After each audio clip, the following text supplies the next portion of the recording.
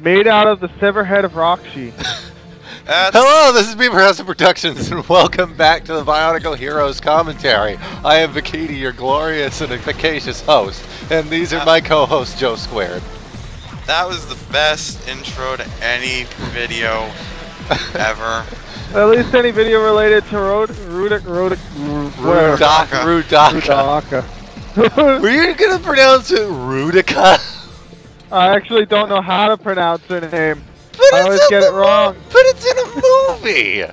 I can understand the names that are never... I literally only watched one. But they said it enough times in that movie that it should be ingrained in 2005, 8 years ago. But yes. Boobs!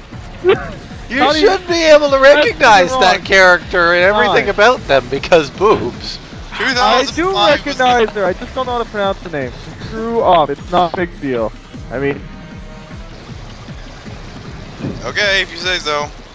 By the way, how the hell does this work?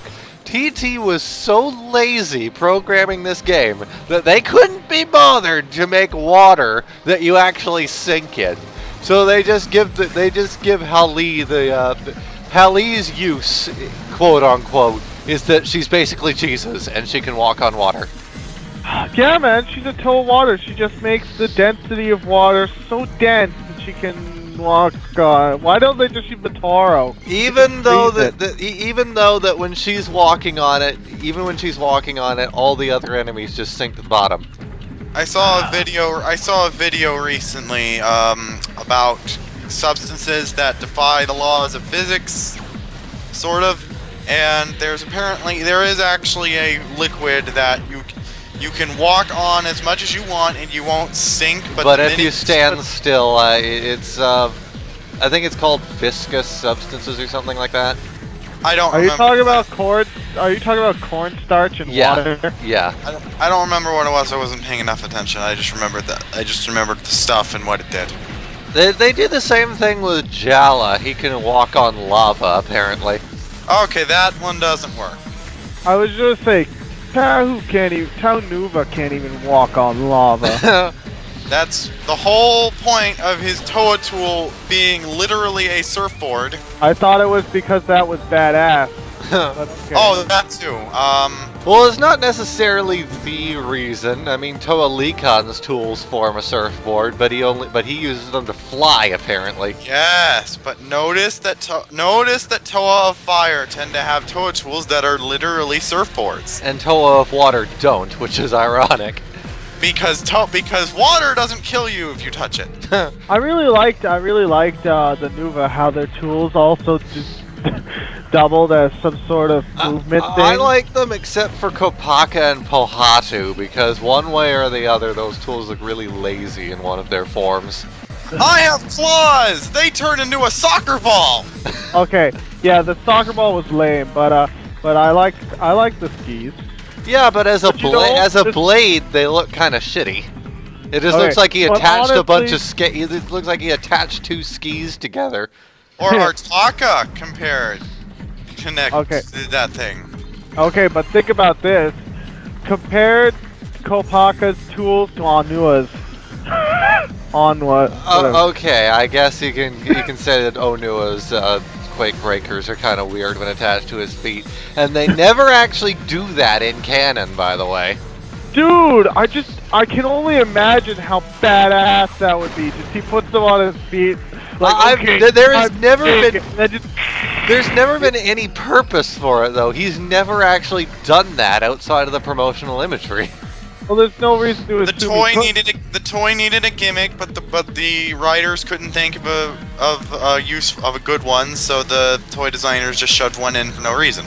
By the way, with more so that the story, they couldn't think of any way to use it in canon that wouldn't seem really random. But by the way, we've been doing a lot of stuff with Bionicle the game lately, and I'm doing a little bit of a playthrough of it as well. And I remembered the Nova Blast was a thing, and randomly I guess decided to look it up. And apparently, Glatorian imbued with Toa power by Matanui aren't actually Toa, or at least they can be called Toa for all intents and purposes. They have the same abilities as Toa.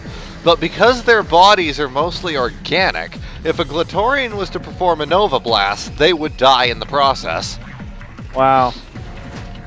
And that's one thing that annoys me about Glatorian too, is that they're supposed to be mostly organic, yet the sets still use the freaking Enika build. They have actual hands now, that's how you know. Yeah, but they all had hands according to the movie. The movie designs are canon. The Matoran and Bionicle and the rest of the biomechanical creatures were made by the great beings when they figured out, oh hey, we have these elemental powers. If we give them to our biological guys, they'll die. Okay, let's not do that then. Well, they can still use the powers normally, but performing a Nova Blast will literally tear them apart because their bodies can't hold that much energy. Yeah, but the point is, if the Glatorian came first and they made the biomechanical creatures second, then it makes sense that they're so similar. As far as I know, it's never implied or is specifically stated that the great beings created the Agorian and the Glatorian. They created everything though. I was just going to say, didn't they create the entire planet? I don't think so. Well, there's no reason to assume not. It's a planet. They're supposed to be a god allegory. They created everything. That brings up an interesting point, though. The great beings had a really ridiculous plan. They had a plan? They're people, the people on the planet that's never implied to actually be their home planet are in a war that's tearing the planet apart.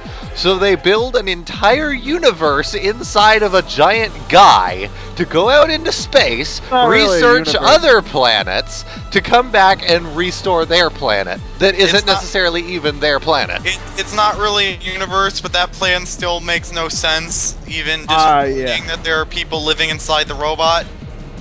There's a big old planetary civil war going on, so here's what we need to do. We need to build a giant robot, stuff it full of little people, and then send it into space. That'll solve all our problems. The reason they send it out there, too, they send it out there to research other planets and their inhabitants. How exactly does that help them pull the pieces of their planet back together? Okay, guys, our planet's about to explode. Let's go to college. That's really dumb. Okay, I got my degree. Why is my planet in shambles? And I really need to get started on this. It's hard. Like, I have a great idea for an RPG, right? The Bionicle based one. But I have to do all the sprites myself, and yeah. Okay. I bet you if I posted on BZ Power, though, with a bunch of sprites already done, I could probably get help in the same style, but still. Maybe.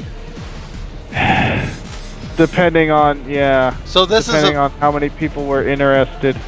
So this is a boss fight. Oh, it is. I better pay attention then. Like, you literally only have to move like an inch in either direction to avoid her because she can't get anywhere near you.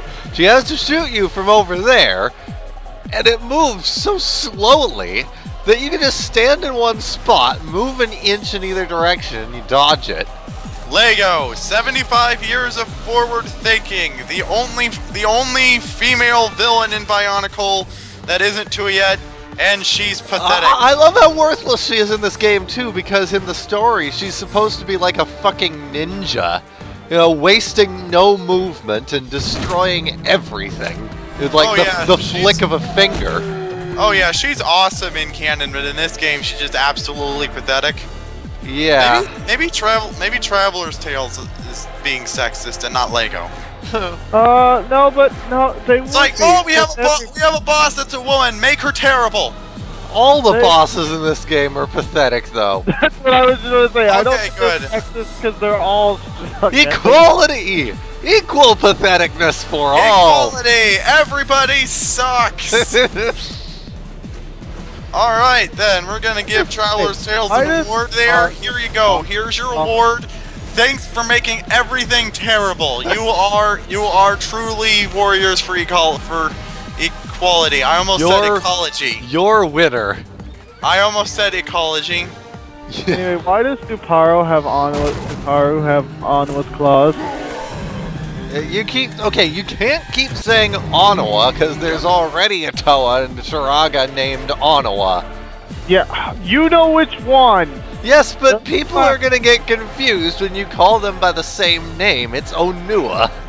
Onua. Dude, I always got it confused. I didn't know how to pronounce it. I want you to realize that.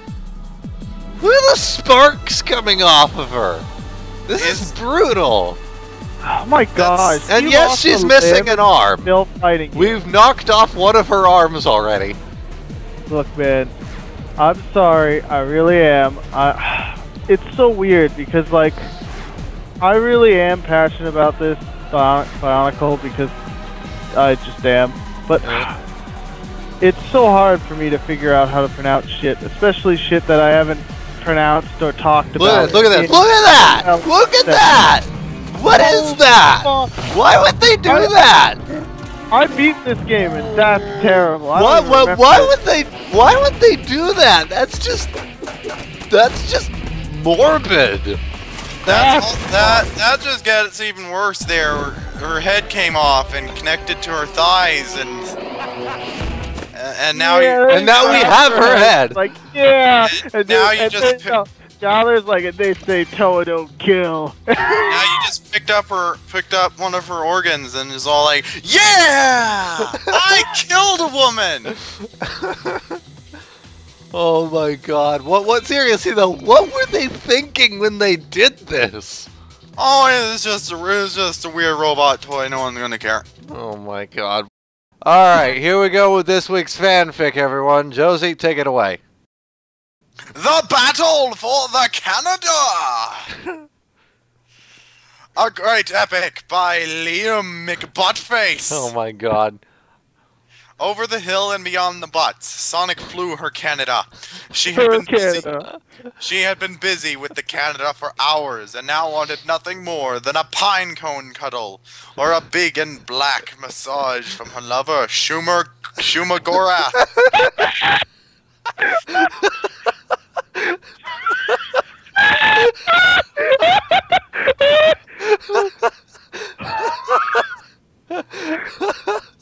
Yes. She said this last thought out loud, and all of a sudden her worldly Shumagorath appeared at the door, grinning edibly. Grinning edibly? Fuck! I'd be out of this. So her lover is a tentacle monster and edible. Okay. Put down the Canada, Shumagorath said swimmingly. Unless you want me to fly that Canada on that one hair on the bottom of his foot. Sonic put down the Canada. She was penis. She had never seen Shumagorath so squishy before, and it made her silver. Silver. Shumagorath picked up the Canada, then withdrew a booba from his tumor. Okay, so now we know where boobas come from. Don't be so penis, Shumagorath said with a squishy grimace. A Vizorak bit my tentacle this morning, and everything became abrasive. How did that fit in there so well?